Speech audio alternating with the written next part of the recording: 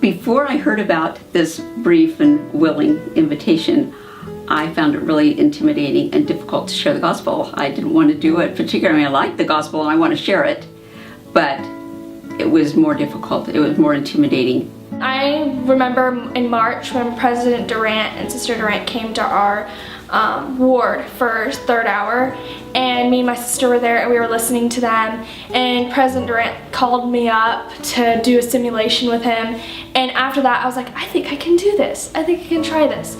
And so I went home, and it sounded easy, but I knew when I got there it was gonna be really hard. And so I was kind of nervous about it, but I knew I was gonna do it. Well, I love our church. I love how it's brought me closer to Jesus Christ. I love the Spirit filled in our meetings. And one of the challenges you have, or that I've had, is how to share what you believe with other people without them feeling pressured. And one day President Durant shows up at the conference and introduces the "Would you be willing to listen to a brief presentation" idea. I felt it was truly inspired. It was just what I needed. It felt so comfortable and so easy that even anyone like me could do it. So the first time that this happened to me, I was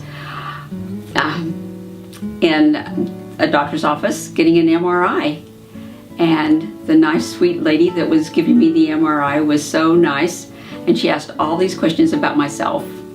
And after that was done, I just said to her, well, now you know all about me, tell me about yourself. And she kind of started to tear up and let me know that she was 26 years old and that she was lonely. And the conversation went from there. I asked her if she had a church that she went to where she could have a support group, and she said that she didn't at that time.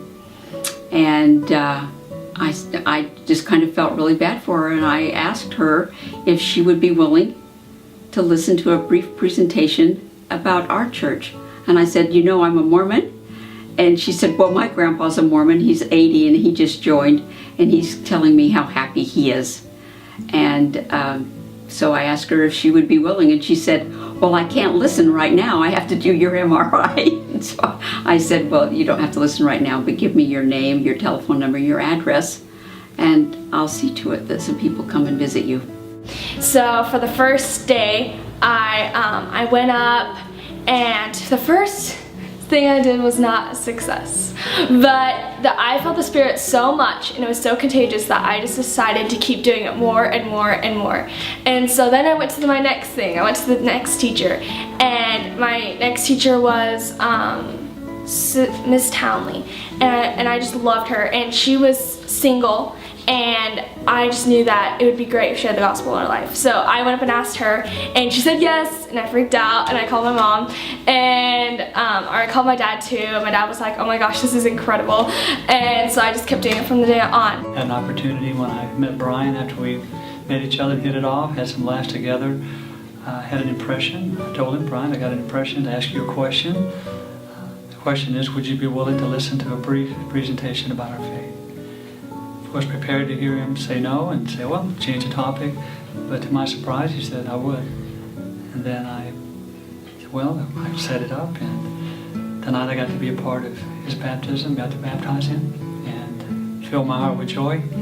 And you have to wonder how many other Brians or Briannas are out there waiting for somebody to ask them the question, would you be willing to listen to a brief presentation? I'm so glad I asked that. I was working in a restaurant, Mexican restaurant, when on my section, there were two couples sitting, and I went there to ask about if they want to get some margaritas or some alcohol. And the gentleman, he told me, no, we don't drink, we are Mormons. And I was surprised because I don't know anything about Mormons, you know. And then he asked me, would you be willing to hear a brief for our presentation of our church? And I said yes. I mean, quick and fast. It's like something that was telling me, okay, say yes.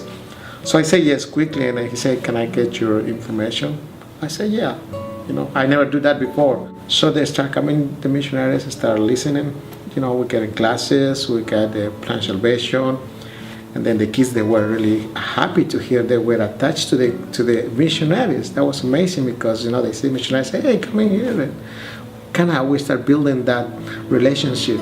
Getting to know the gospel of Jesus Christ has brought me close to Him, has helped me become a better person, has helped me to get my family to be closer together.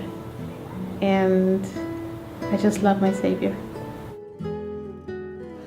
Now is the time for members and missionaries to come together, to work together, to labor in the Lord's vineyard, to bring souls unto Him.